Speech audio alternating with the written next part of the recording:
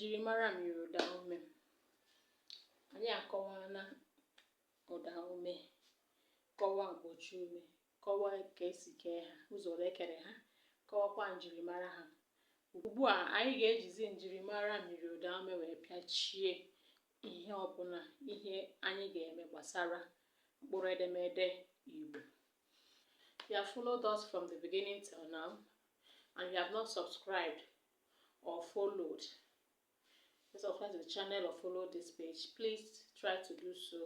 Try to support your sisters, to support and encourage your sister, and don't forget to like and also share. It's very important. So now let's wrap up. Kedu ihe ndị eji mara myiriudaume? What are the things that we use to know myiriudaume? The first one is that ha na-enwe ụda aka ha. Ha na-enwe ụda aka ha. Ụdaume na-akwụrụ onwe. Myiriudaume ya akwụrụ onwe ya nwee ụda aka ya mgbe ọ na-arụ ọrụ dịka myiriudaume. Ọzọ abụrụ na a na-etinye aka ụdaolu n'elu ha.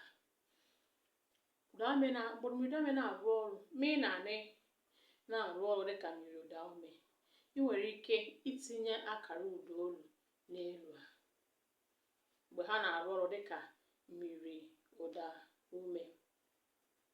Ọzọkwa abụrụ na ọ bụ n'oghere imi ka eji akpọpụta ha. N'omere imi ka eji akpọpụta myiriudaume.